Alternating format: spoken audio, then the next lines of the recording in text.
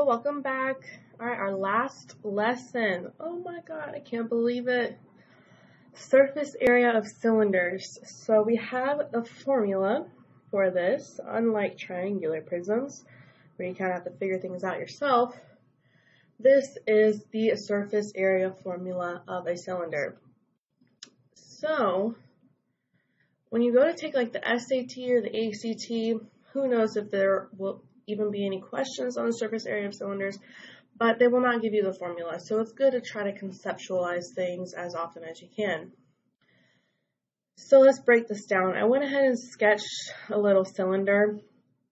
And if we were to cut along the edge of the cylinder and unravel it, it would actually, this piece, the main body of the cylinder, would unroll into a rectangle. So think about it, if you had like a can of soup and you were to peel off the label, then you would have your can at the top of your soup. After you use the can opener, and then sometimes they'll put the other circle over here, wherever. Sometimes they're on top of each other. The diagrams can vary, but basically understanding that a cylinder is made up of two circles and a big rectangle. And if you were to fold these circles down and roll this rectangle up, it would look like a cylinder. It would be a cylinder. So understanding the formula, we have 2 pi r squared. This is representing 2 circles. Right? Pi r squared is how you find the area of a circle, plus the area of the rectangle. So rectangles, we know, are base times height, but the base of this rectangle is being represented by pi r, nope, not pi r squared, 2 pi r. So 2 pi r. That is the circumference of a circle. We've seen this before. 2 times pi times r is the circumference of a circle, because if you roll up this rectangle, it's going to wrap around the circles that are on the top and the bottom of the cylinder. So that's conceptualizing, understanding the actual formula of the surface area of the cylinder. The base of the rectangle is represented by 2 pi r, because that will wrap around the circle once it's all rolled up. And then the height is just the height of the cylinder. So we have base times height to find the area of the rectangle. I did post a GIF of this, or a GIF, whatever you call it, on Etsy. So check that out. It's pretty cool. I tried to figure out how to do it through my Elmo, but it just was not working. So look at that GIF, I don't know. And it might help better explain or conceptualize this idea of surface area. Or you could just memorize the formula and not care. You know, I mean, it is what it is. We have the 2 circles plus the area of the rectangle, which is represented by 2 pi r times h. So we're just going to practice using that formula to find the surface area of the cylinders. Remember, surface area of the surfaces. It's like if you were wrapping this in wrapping paper, or if you wanted to figure out how much paint you would need to paint the entire cylinder. Just examples of what surface area is. So number 1, number 2, pretty similar. They both give you the radius of the cylinder. So let's go ahead and do some highlighting. I'll make the radius pink. So have pink here. Color coordinating, our radius is 18. So it's from the center of the circle to the edge of the circle. And height, when we're talking about prisms and cylinders, is the distance from base to base. So that's a very technical definition, but the height of the cylinder is 15. That's how tall the cylinder is. Notice in number 2, the cylinder is like on its side, but the height is still from circle to circle. So the height is 8. because the technical definition is the distance from one circle to the other circle. That is what height is. Okay, so we have our radius, we have our height. Let's just plug it into the formula. And we're going to round our answers to the nearest hundredth. So we are going to use the pi button in the calculator, multiply it out, add it together, and that will be the surface area. So our radius is 18, so we're going to have 2 times pi times 18 squared, just following the formula. 2 pi 18 squared plus 2 pi times 18, and then we need to multiply that by the height, so times 15. If you want, you can group these up in parentheses because this is kind of a lot to look at. Just to remind you that when you do Pemdas, adding is going to come after you do your exponents and your multiplication. So from our formula, we replaced r with 18, and we replaced h, the height, with 15.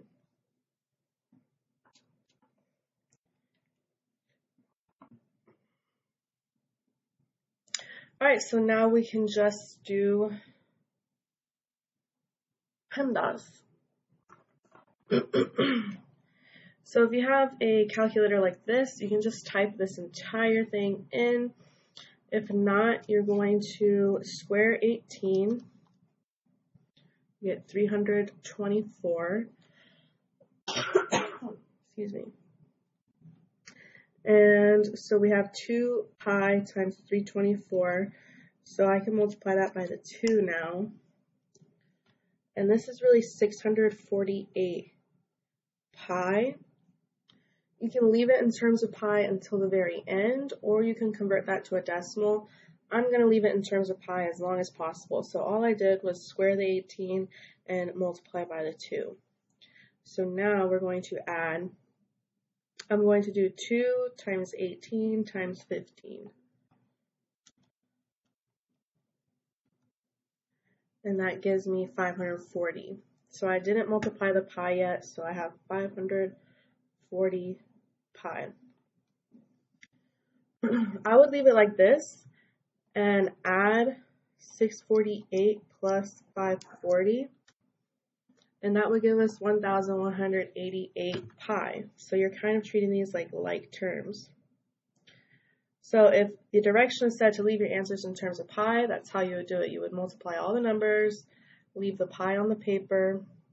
Since both of these have pi, you can add the 648 and the 540, and you get 1,188 pi. And we can go ahead and multiply this to get the most accurate decimal. So we're going to do times the pi button. So our answer to a decimal is 3,732.21. So we want the nearest hundredth, 2 decimal places, this 2 right here, we'll leave that with 1.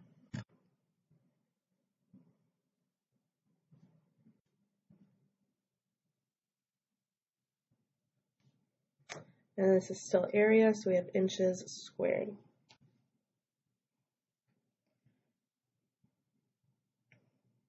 Now I would do it like this just so you have a very accurate decimal. If you do 2 times pi times 18 squared, you'll get this decimal. You'll have to round it. So instead of getting 648 pi, you would have 2,035.75 plus, if you were to go ahead and multiply the pi, 2 pi 18 times 15, round this off, 1696.46, and let's see what we get when we add the 1696 point, nope, not minus, 0.46 plus 2035.75, and you get the same answer. So our rounding here got us the same exact answer in the end.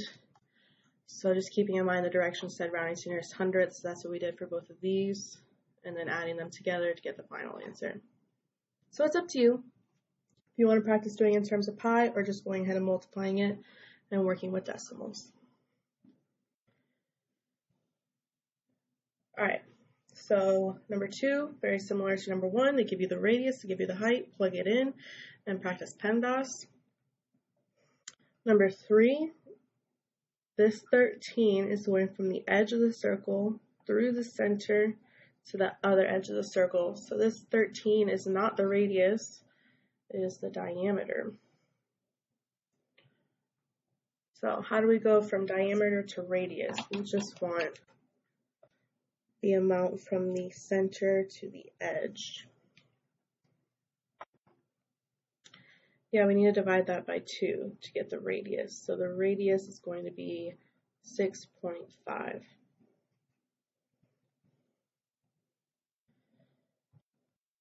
Then our height is 19. So the distance from circle to circle, we have 19. So let's just plug all of this in. 2 times pi times 6.5 squared. That's representing our circle on the top area and our circle on the bottom. And we need to add the rectangle going around. So we have 2 pi times the radius, 6.5. And then we're going to multiply that by the height, which is 19. So let's practice just typing this in and getting our decimals. So we have 2 pi times 6.5 squared. And if you're using like the FSA calculator or your phone, you're actually going to have to press times in between all of these. So we're going to get 265.46. Just going to move this up here. 265.46 plus our rectangle, 2 times pi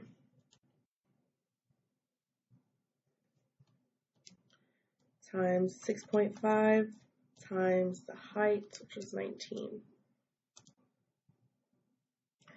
775.97.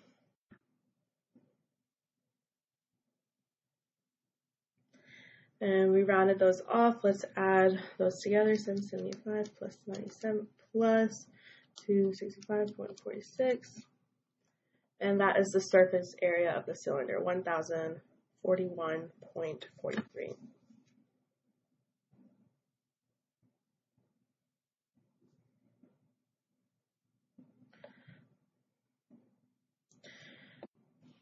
All right, I'm just curious what it would be if we left it in terms of pi the whole time. So I'm just going to type the whole thing in the calculator to see.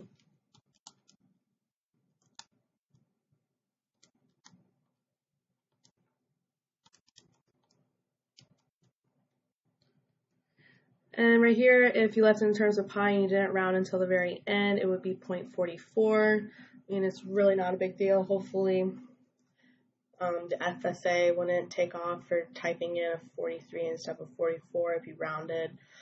Of course, but you guys don't have to worry about the FSAs, so. All right, so number 4, be sure you realize that is a diameter, not the radius, so don't plug in 11, you need to plug in a different number, the actual radius. All right, up to number 5, just showing how to do the formula. So this one, you can see that's a radius. So it goes from the center to the edge.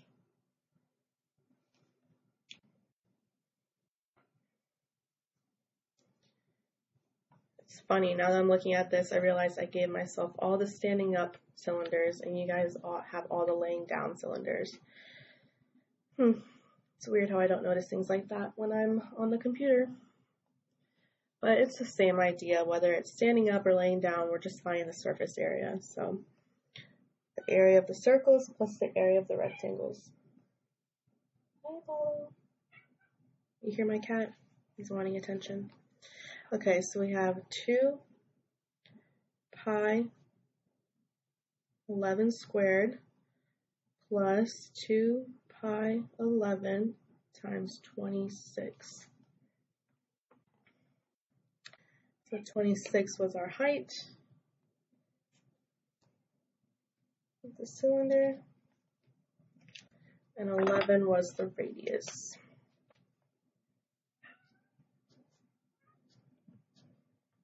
Hello.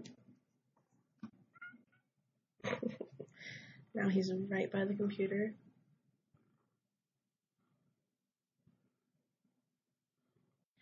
All right, so let's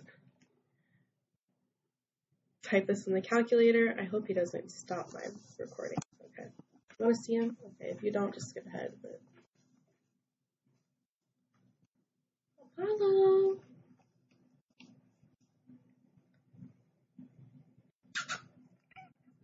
Apollo. He's so cute. He gets in these lovey-dovey moods. Oh. Okay. Might have to kick him out of the classroom. Okay, sorry. All right, so let's plug this in the calculator, get our decimals, add them together.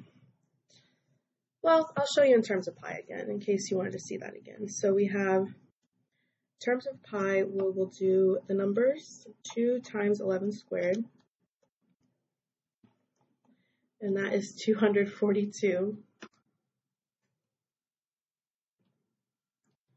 pi plus 2 times 11 times 26, 572 pi. And here he is again, just being his crazy self. Hi.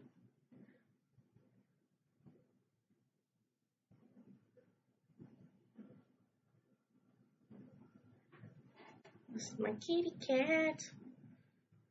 Okay. Oops, I'm sorry, this is not what you're here for. Okay.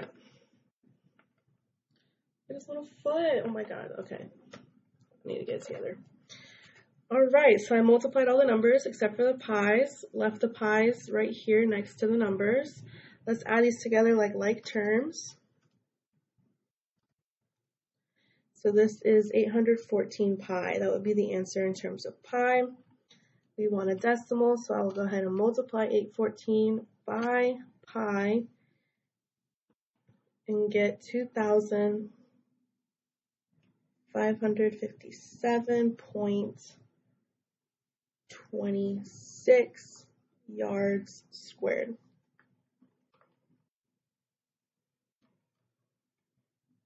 This is my life right now.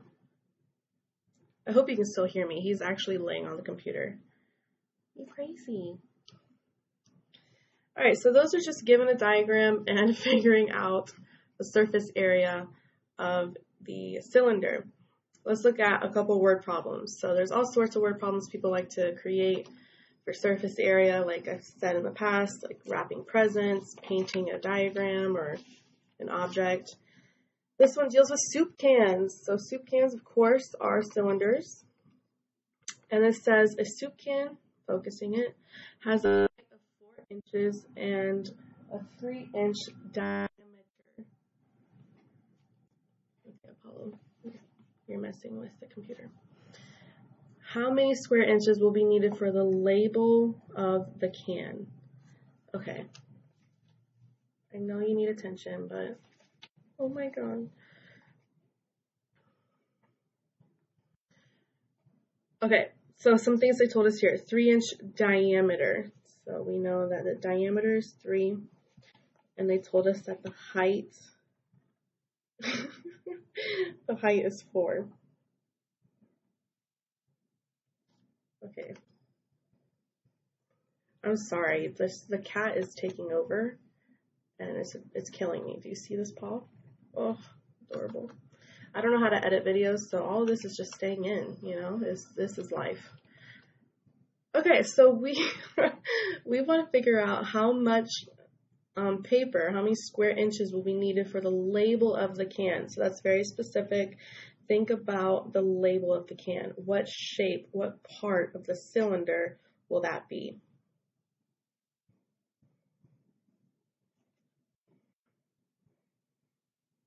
Right, it would be the rectangle. So the can is what wraps around the cylinders. So we're looking at the rectangle portion. If when you unpeel a label on like a Gatorade or a water bottle, it is always in the shape of a rectangle.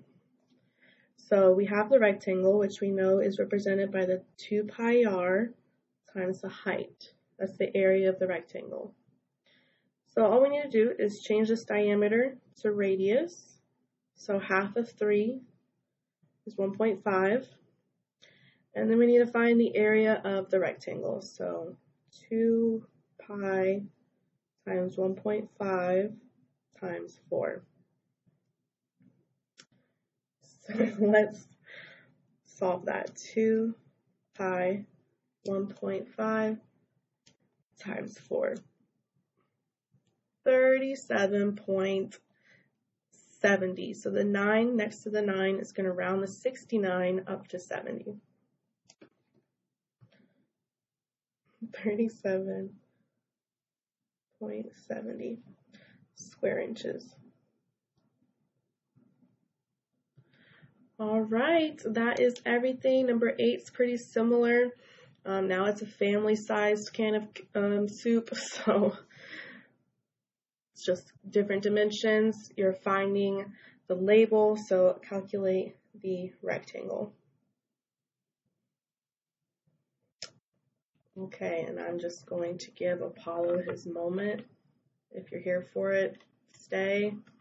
If not, I'll see you later. This has been our last lesson. He's so adorable. Hi.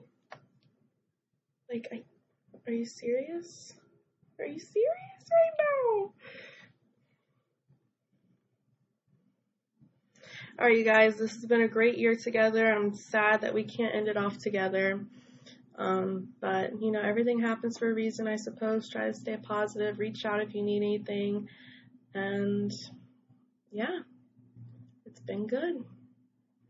Have a good summer. I'll post a quiz next week for you to complete. Look at him trying to do math. Oh, got tired?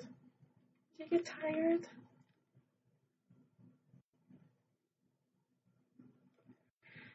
Okay. Yeah, his belly's weird. He licks all the hair off, so just don't judge him for that. Yeah, he's very sensitive about it. Okay. This is enough cat content for the day. Have a good night. See ya. Bye.